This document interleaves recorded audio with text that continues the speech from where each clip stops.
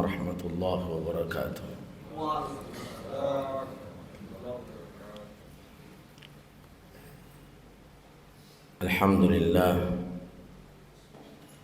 Alhamdulillahilladzi ja'ala syahra ramadhana alladzi unzila fihi al-Qur'an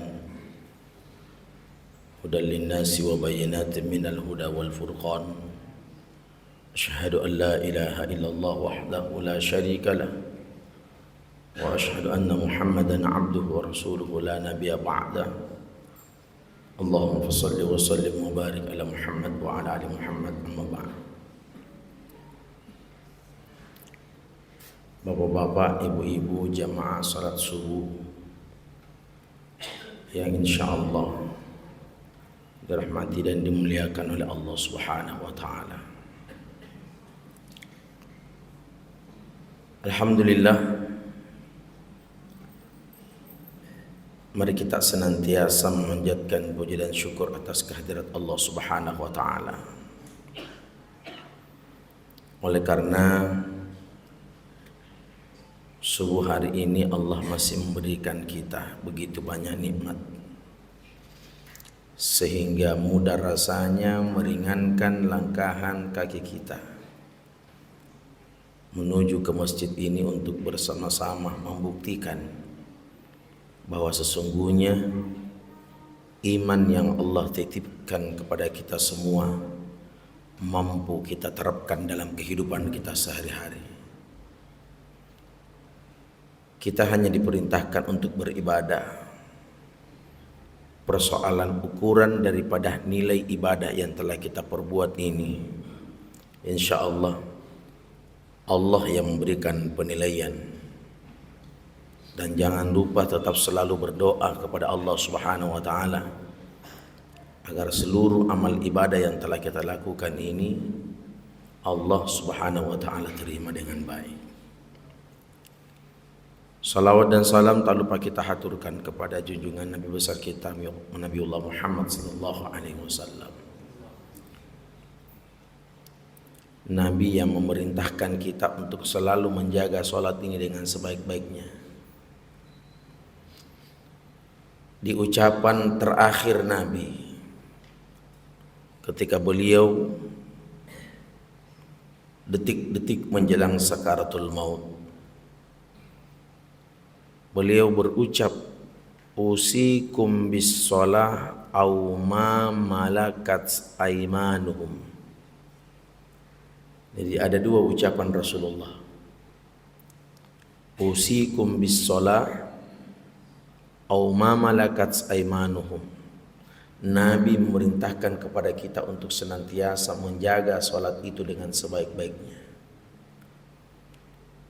Di antara salat yang Nabi perintahkan kepada setiap umatnya sudah menjadi kewajiban bahwa sesungguhnya Rasulullah sallallahu alaihi wasallam memerintahkan kepada kita salat 5 waktu adalah bahagian yang paling utama yang Allah Subhanahu wa taala wajibkan, dan jangan sekali-kali berani meninggalkan salat tersebut. Oleh karena orang yang telah berani meninggalkan salat bukan cuma Allah. Rasulullah sallallahu alaihi wasallam mengingatkan kita semua, man tarakas shalah muta'ammidan. Kalau ada orang yang sengaja berani meninggalkan salat, jadi dia tahu hukumnya salat wajib. Wajib itu artinya ketika dilakukan mendapatkan pahala, dan ketika ditinggalkan berdosa. Dia tahu itu hukumnya. Bahkan dia lebih ketakutan ketinggalan pesawat, tapi tidak pernah takut ketinggalan sholat. Nah, kalau ada orang yang penerbangannya menuju ke Papua misalnya, dia terbang jam 2 malam, itu jam 11 dia sudah lebih awal datang di bandara. Kenapa? Karena menjadi seorang penumpang ketakutan ketika ketinggalan pesawat. Tetapi seseorang tidak pernah merasa takut ketika ketakutan meninggalkan sholat. Padahal ancaman bagi orang yang meninggalkan sholat jamaah dimuliakan oleh Allah, Nabi sudah jelaskan itu. Bahkan berulang-ulang Rasul sampaikan, hati-hati orang yang berani meninggalkan sholat. Man taraka shalah muta'ammidan faqad kafara jihara. Siapa yang sengaja meninggalkan salat subuh, sengaja hendak salat subuh, berani meninggalkan salat zuhur, berani meninggalkan salat asar, berani meninggalkan salat maghrib, berani meninggalkan salat isya, berani meninggalkan salat Jumat. 3 Jumat berturut-turut kita berani meninggalkan, Anda termasuk jamaah dimuliakan oleh Allah. Disebutkan oleh Allah, khatamallahu ala qulubihim wa ala sam'ihim wa ala absarihim gishawa. Kalau ada orang yang telah berani meninggalkan sholat, Allah seolah-olah telah menutup hatinya, ditutup pendengarannya, ditutup penglihatannya, sehingga apapun jamaah dimuliakan oleh Allah yang terlewatkan dalam kehidupan sehari-hari yang berkaitan tentang perintah Allah, dibuat diabaikan itu. Kenapa? Allah sudah tutup hatinya. Nah, kalau hati sudah tertutup, tentunya jamaah dimuliakan oleh Allah, jangan pernah berharap hidayah akan turun jika hati itu sudah ditutup oleh Allah Subhanahu wa taala. Man taraka shalah muta'ammidan faqad kafara jihara. Yang membedakan jamaah dimuliakan oleh Allah antara orang yang salat dengan yang tidak salat, mereka yang telah berani meninggalkan salat disebut, kata Rasulullah, dicap oleh Nabi sebagai orang kafir. Maka oleh sebab itu Rasulullah memerintahkan kepada kita, jaga sholat ini dengan sebaik-baiknya. Bahkan ada riwayat disebutkan jamaah dimuliakan oleh Allah, barang siapa yang menjaga sholatnya berjamaah 40 hari berturut-turut. Jadi ini memang kita diperintahkan konsisten tepat waktu sholatnya berjamaah bersama dengan imam, takbiratul ula. Jadi imamnya takbiratul ula, makmum ikut, dan itu dia jaga. Subuh 40 hari berturut-turut, duhur 40 hari berturut-turut, tidak masbuk, tidak terlambat. Asar berjamaah 40 hari berturut-turut, tidak masbuk, tidak terlambat. Maghrib pun demikian berturut-turut, tidak masbuk, tidak terlambat. Takbiratul ulanya sama dengan imam, jamaah dimuliakan oleh Allah, sampai dengan salat isya.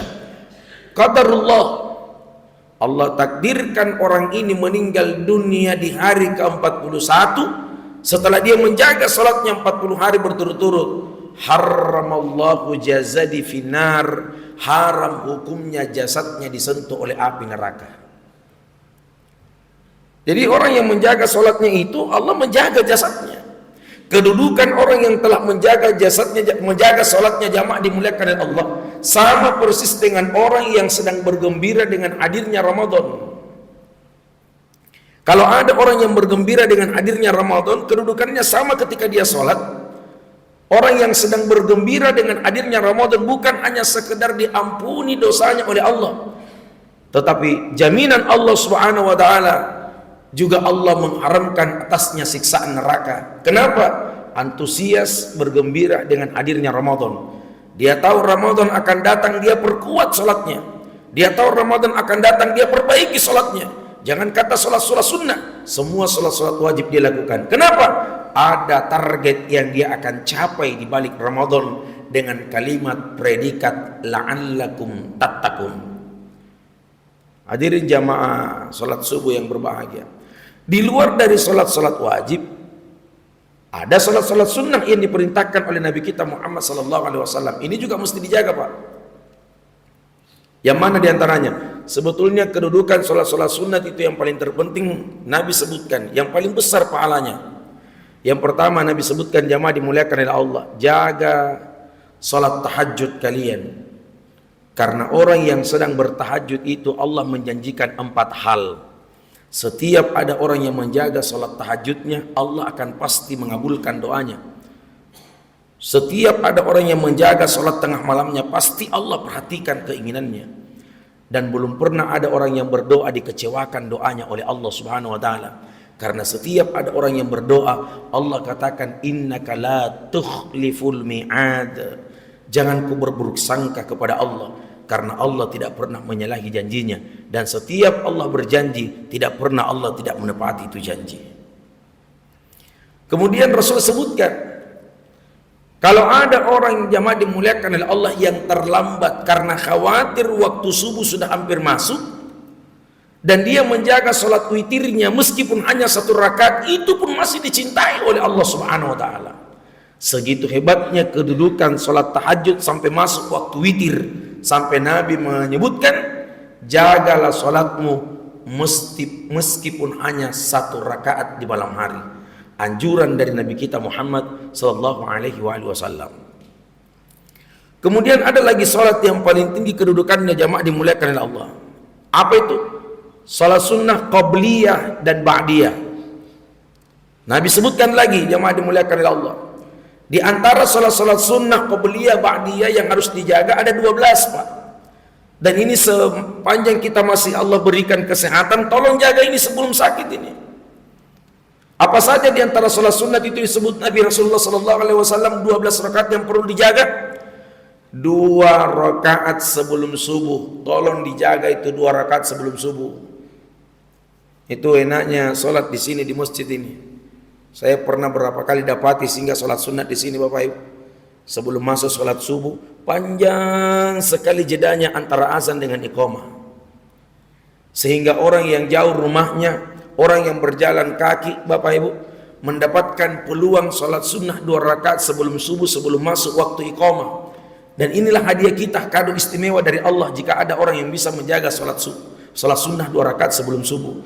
Tolong jaga ini. Mumpung Allah masih memberikan kesempatan kita hidup, jaga sholat sunnah 2 rakaat sebelum subuh. Jaga sholat sunnah 2 rakaat sebelum subuh. Pahalanya kata Rasulullah SAW, itu pahalanya sama dengan dunia seisinya.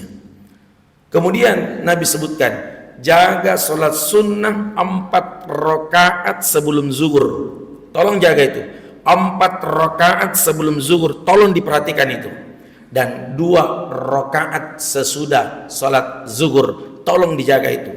Nabi tidak menyebut 2 rakaat sebelum asar, silahkan lakukan.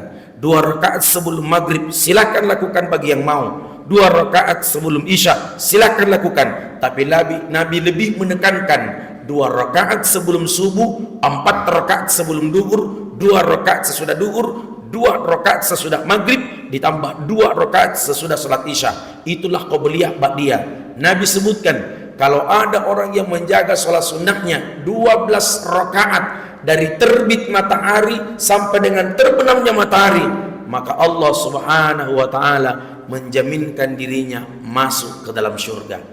Jadi kedudukan orang menjaga salat Bapak Ibu dapat surga sama dengan orang yang telah membangun masjid dengan penuh keikhlasan. Kalau ada orang yang membangun masjid karena Allah Subhanahu wa taala, maka akan dibangunkan istana di dalam surga. Tapi kalau ada orang yang tidak mampu membangun masjid, tapi karena dia juga ingin mendapatkan istana di dalam surga, maka kita diperintahkan Nabi jaga salat sunnah 12 rakaat mulai dari terbit matahari sampai dengan terbenamnya matahari. Tapi ada yang keliru. Biasanya saya lihat jemaah selesai sholat isya, ada yang tidak sholat sunnah, baru ikut sholat tarawih. Itu sholat sunnah ba'diyah isya tidak bisa dikalahkan kedudukan pahalanya di hadapan Allah. Kalau itu adalah sebuah perbandingan Bapak Ibu, lebih tinggi kedudukannya sholat sunnah sesudah sholat isya dibandingkan sholat tarawih. Padahal tarawih itu hanya datang sekali dalam setahun. Tapi kenapa Bapak Ibu jamaah dimuliakan oleh Allah, Nabi memerintahkan kepada kita jangan tinggalkan itu. Ada orang yang tidak salat sunnah sesudah salat isya, tetapi dia menghidupkan tarawihnya. Ada yang menghidupkan 8 rakaat, ada yang menghidupkan 23. Dia hidupkan itu, tapi dia tidak lakukan salat sunnah sesudah salat isya. Maka menghilang 2 rakaat di balik 12 yang disampaikan oleh Nabi kita Muhammad sallallahu alaihi wasallam.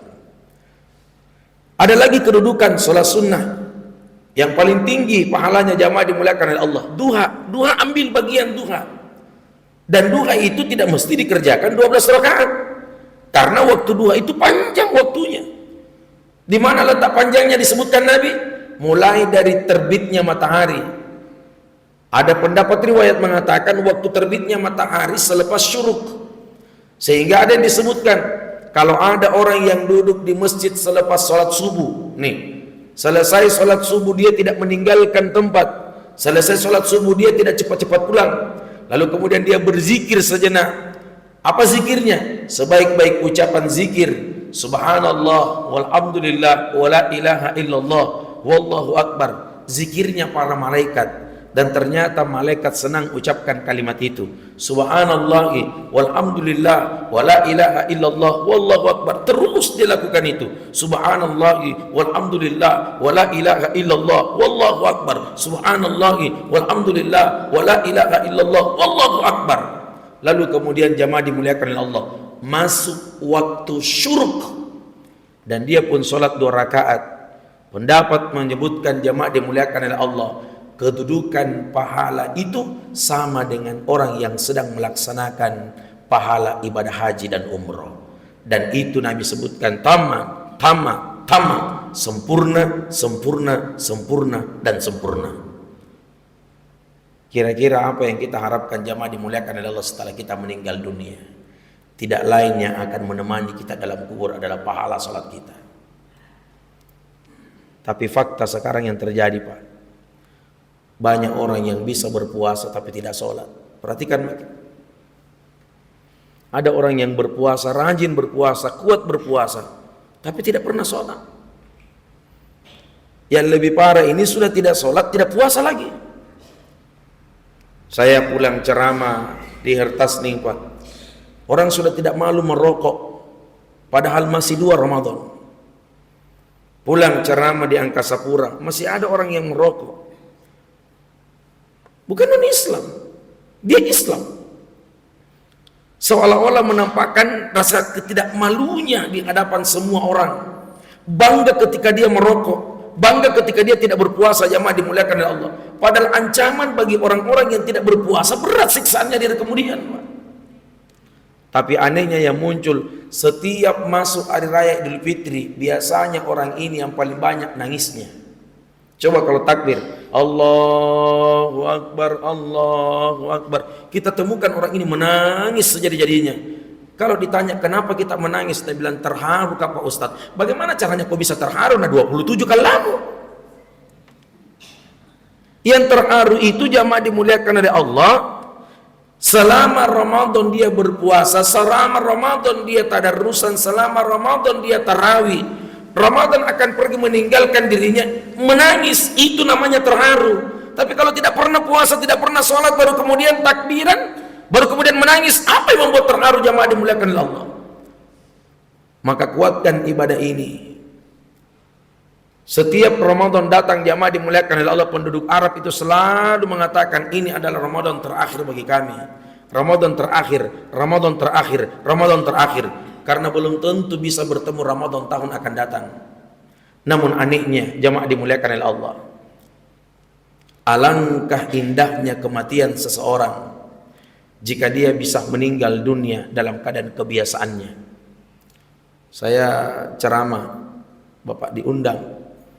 Yang meninggal ini orang yang makan sahur dalam keadaan kondisi sehat, tidak ada tanda-tanda kematian, Pak. Sehat. Dan mati itu ternyata tidak perlu orang sakit. Jadi kalau orang bicara mati, jangan selalu melihat orang yang sakit. Karena ada orang yang sehat tiba-tiba mati mendadak. Dan inilah kejadiannya. Tidak dalam keadaan kondisi sakit. Makan sahur seperti biasanya orang-orang sehat. Menjelang berbuka puasa. Tempat kejadiannya itu saya takziah Bapak Ibu. Di daerah Rapucini dekat Masjid Dakwatul Khair. Saya tanya sakit? Tidak sakit Pak Ustadz. Makan sahur. Selepas makan sahur jamaah dimuliakan oleh Allah, menjelang berbuka puasa seperti biasa aktivitasnya, ngaji sejenak sebelum azan maghrib. Bapak Ibu, orang itu dalam keadaan tertidur dibangunkan menjelang berbuka puasa. Inna lillahi wa inna ilaihi rajiun. Meninggal dunia. Dia bawa amalan puasanya menghadap kepada Allah Subhanahu wa taala. Indah kedengaran kematiannya. Orang itu dalam keadaan berpuasa meninggal dunia. Yang viral itu tahun 2023 kemarin. Ada 2 guru besar yang meninggal dunia dalam keadaan sujud, Pak. Satu meninggalnya di Perumnas Antang, nama masjidnya Masjid Darun Naim. Dan satu meninggalnya di Minasau, Pak. Nama masjidnya Darul Muttaqin. Itu ada CCTV-nya. Itu bagusnya kalau ada masjid ada CCTV-nya. Karena diperhatikan semua kondisinya jamaah yang masuk masjid. Allahu ya Karim, orang itu Bapak Ibu salat sunnah 2 rakaat persis sama di tiang masjid. Tatkala dibangunkan untuk melaksanakan salat subuh berjamaah selepas salat sunat, mana orang bisa mengira Pak meninggal dunia? Nah, orang sehat, Allahu ya Karim, meninggal dalam keadaan sujud. Tidak ada orang yang tahu di sekitarnya jamaah dimuliakan oleh Allah ketika orang itu meninggal dunia. Karena menurut mereka pemahamannya, memang Pak Ustadz ini Bapak kalau sujud lama sekali sujudnya. Setiap kali sujud kami temukan dia yang paling lama sujudnya. Padahal ucapan itu hanya sekedar ucapan berzikir, ucapannya sekedar ucapan Bapak Ibu yang disyairkan, tapi ternyata syair mampu menggetarkan langit arsy. Kan kalimat dalam sujud itu subhana rabbiyal a'la wa bihamdi, subhana rabbiyal a'la wa bihamdi, subhana rabbiyal a'la wa bihamdi. Atau ada yang mau lebih dia rubah sedikit, subhanakallahumma rabbana wa bihamdika allahumma ghafirli. Atau ada yang mau rubah lagi sedikit, subuhun kudusun rabbuna wa rabbul malaikatu warruh. Saya tidak tahu apa janji Allah kepada ini hamba, saya tidak tahu apa permintaannya ini hamba kepada Tuhannya. Kok bisa orang yang sedang mengucapkan kalimat subhana rabbiyal a'la wa bihamdi mati dalam keadaan sujud? Dan itu mulia jamaah dimuliakan oleh Allah. Dari sekian banyaknya orang yang sholat keluar masuk masjid sujud kepada Allah, belum tentu bisa orang dapatkan mati dalam keadaan sujud. Termasuk orang pilihan, Pak. Apa yang kita harapkan, cita-cita kita terakhir setelah kita memanfaatkan nikmat kehidupan yang Allah berikan, kita kepingin kembali kepada Allah dalam keadaan husnul khatimah. Dan itu bahagian daripada tanda-tanda husnul khatimah, meninggal dalam keadaan sujud. Ada orang yang senang baca Quran, meninggal dunia dalam keadaan baca Quran. Ada orang yang dalam keadaan berzikir, meninggal dunia dalam keadaan berzikir. Dan itu Nabi sebutkan 14 abad yang lalu. Matimu tergantung kebiasaanmu. Matimu tergantung kebiasaanmu. Kau senang berzikir, kau mati berzikir. Kau senang baca Quran, kau mati baca Quran. Kau senang berpuasa, kau mati berpuasa. Kau senang sujud, kau akan mati dalam keadaan sujud. Matimu tergantung kebiasaanmu. Tapi pernah kejadian juga, Pak, di Jalan Cendrawasih. Saya pernah juga diundang ceramah. Berdiri saya di atas, tiba-tiba dibisikin sama protokolnya, Ustadz kalau ceramah sebentar, jangan singgung-singgung masalah perselingkuhan. Wih, jadi saya kaget, saya tanya barusannya itu ada atur ceramahku ini. Dia bilang kenapa? Ini yang meninggal Ustadz, ditemukan mayatnya di hotel. Coba perhatikan Bapak Ibu. Di hotel ditemukan mayatnya. Semua orang penasaran, Pak, kok bisa ini meninggal di hotel? Diputar lagi ulang CCTV. Pada saat CCTV diputar, ditemukan ada wanita muda masuk ke dalam kamar. Dan naudzubillah min zalik, orang ini meninggal dunia dalam keadaan telanjang. Artinya apa? Sementara berzina, Allah perintahkan malaikat cabut nyawanya dalam keadaan berzina. Kau senang berzina, kau akan mati dalam keadaan berzina. Kau senang mabuk, kau akan mati dalam keadaan mabuk. Kau senang judi, kau akan mati dalam keadaan judi. Matimu tergantung kebiasaanmu. Tenang-tenangi ceramahku. Ada ibu-ibu berteriak, dia bilang, Pak Ustadz, ada juga penceramah kemarin Ustadz, sementara ceramah itu Ustadz berteriak, tidak enak perasaannya. Meninggal kita Ustadz sementara ceramah Ustadz. Saya bilang ada juga ibu sementara dengar ceramah nak mati. Bekas sudah mau kasih takut lagi. Dia katakan, Pak Ustadz itu tetangga saya di belakang tidak sakit di Ustadz. Kenapa bisa? Sementara mencuci, tidak enak perasaannya istrinya, keluar darah dari hidung, meninggal Ustadz. Saya bilang tidak perlu kaget Pak, ada orang sementara TikTok mati, banyak, sementara joget mati. Ada orang main bola mati, kan ada tuh, sementara main bola mati. Ada orang sementara menyanyi mati. Tidak perlu kaget kalau sementara mencuci mati, biasa terjadi yang begitu.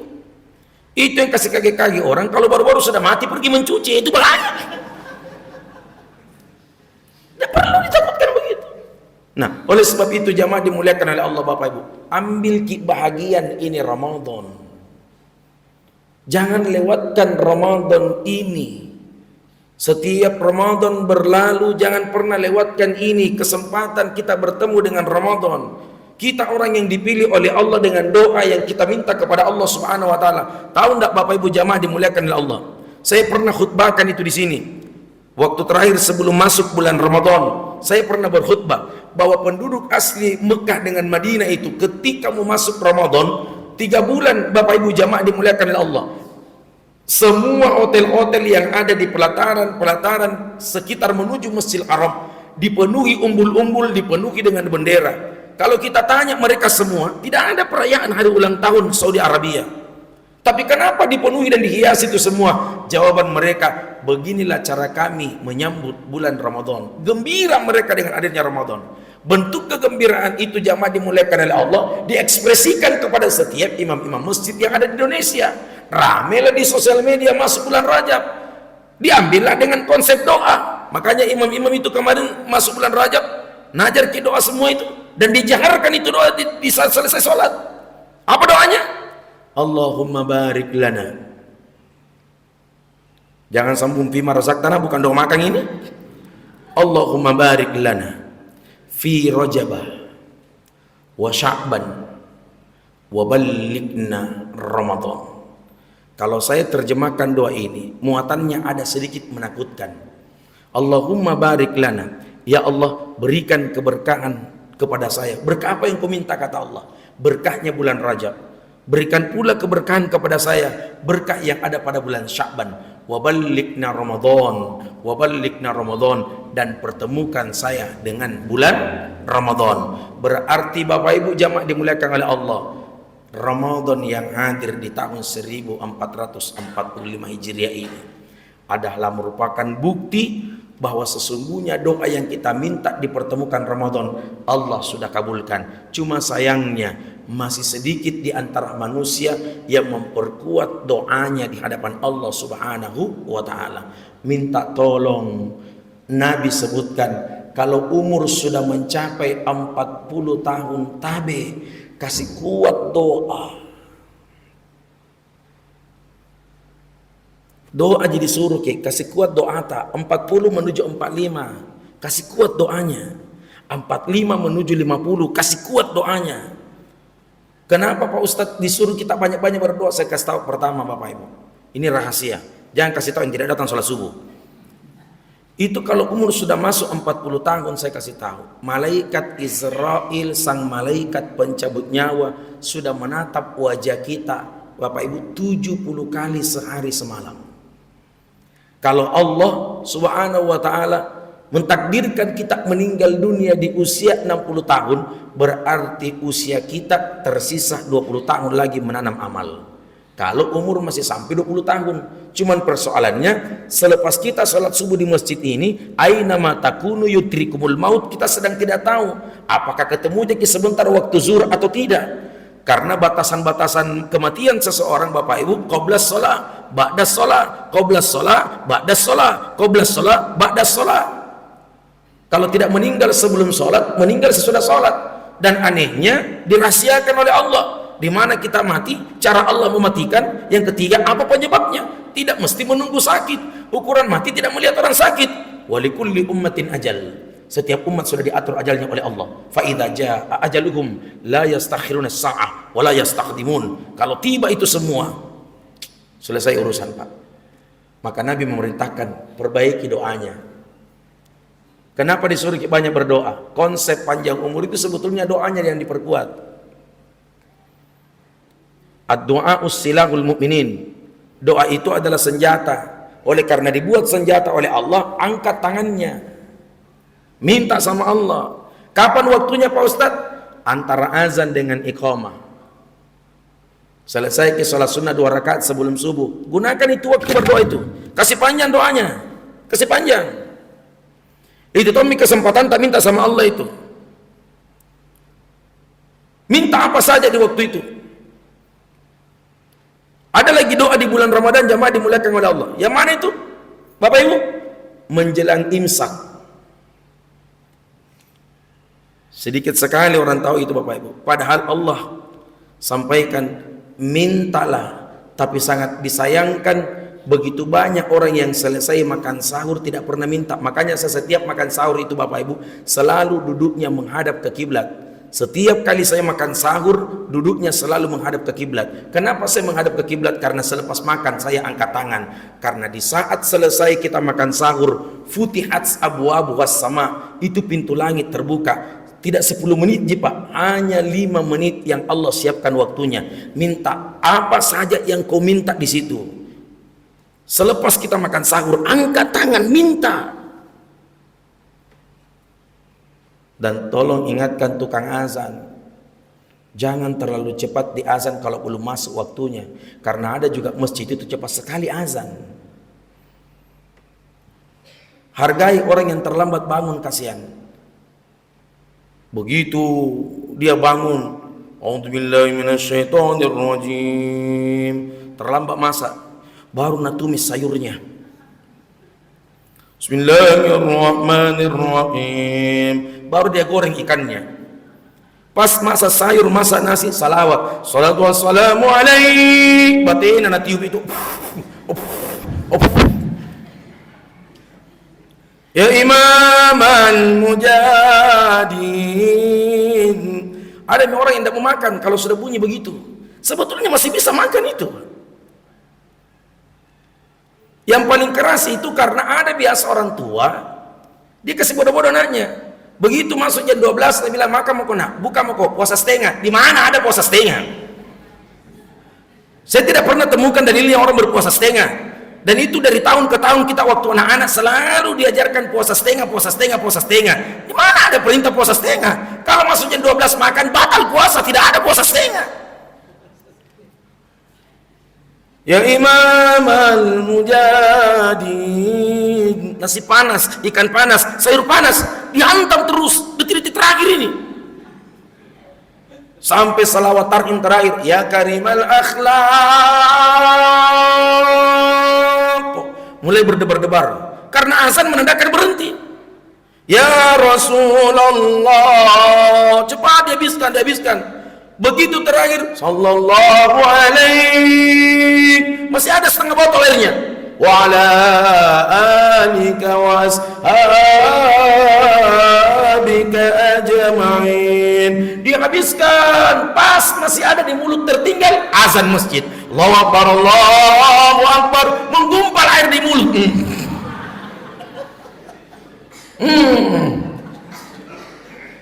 Kira-kira kalau menggumpal begini dibuang atau ditelan? Hah? Ibu? Oh, berarti pengalaman ini. Dibuang atau ditelan? Dibuang atau ditelan? Telan tak kalah. Biar lagi azan, kalau sudah terlanjur berada di dalam mulut ibu, itu tidak membatalkan puasa. Air liur ibu tabe, air ludah yang tertelan, selama air ludah itu belum bercampur dengan makanan, air ludah belum bercampur dengan minuman, maka halal hukumnya, jamaah dimuliakan oleh Allah, tidak membatalkan puasa. Air ludah yang tertelan itu tidak membatalkan puasa. Yang penting air ludah tak tonjol kita telan. Selama air ludah sendiri itu tidak membatalkan puasa itu. Begitu mulutnya penuh dengan air, Allahu Akbar, masukkan saja. Tapi Bapak Ibu, dibuat motivasi dengan keluarganya.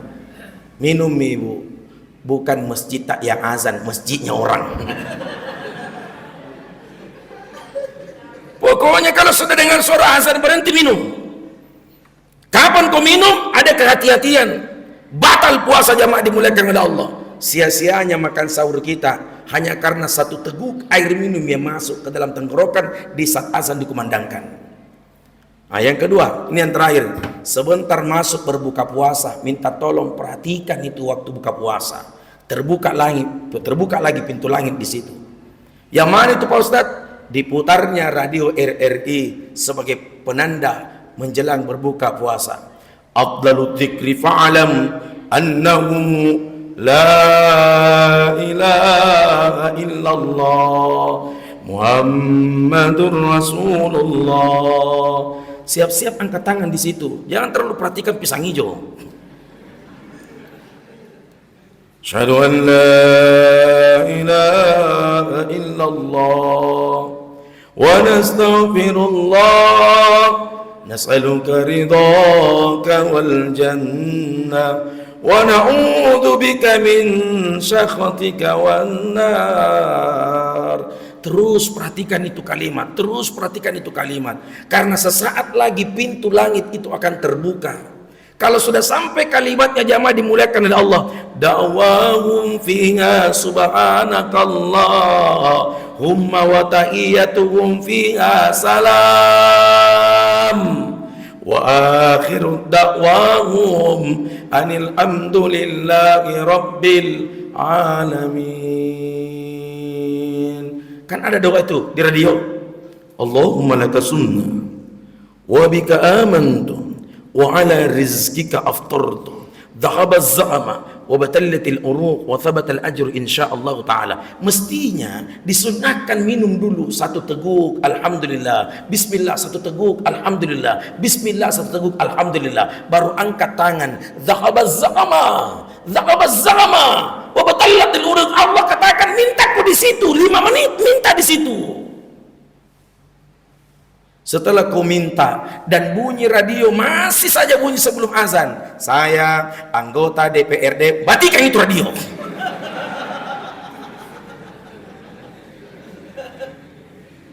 Karena kita tidak butuh itu.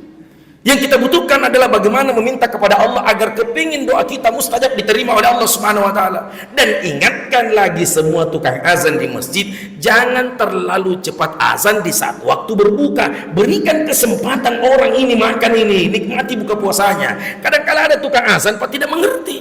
Dia enak bawa mie panada 3 masuk di kamar. Jalan kotek 2. Palu butung bawa dia semua masuk. Setelah dia makan semua jalan koteknya panadanya azan, Allahu Akbar. Kasihlah kami kesempatan orang yang berpuasa menikmati buka puasa kita. Teman makan dadar sepotong, kamat. Allahu Akbar. Ustaz mesti ada sepotong.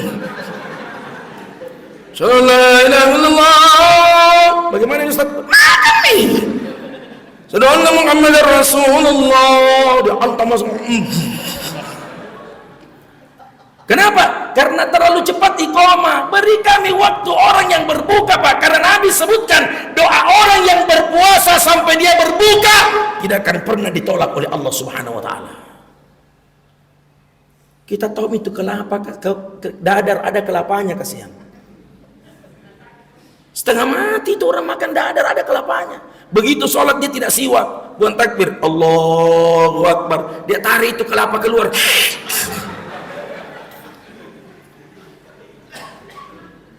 Imamnya sudah mulai baca Al-Fatihah, Bismillahirrahmanirrahim, Alhamdulillahirabbil alamin. 3 kali nak tarik kelapa itu keluar, tidak keluar, nak kocik masuk. Bayangkan sementara sholat nak kocik kelapa masuk. Setelah nak dapat, aku bilang nak buang, ternyata tidak, nak makan lagi.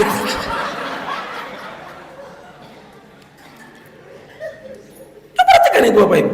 Jadi minta tolong kerjasamanya yang baik. Tukang azan tak di sini masjid, kerjasama tak yang baik, kasihan.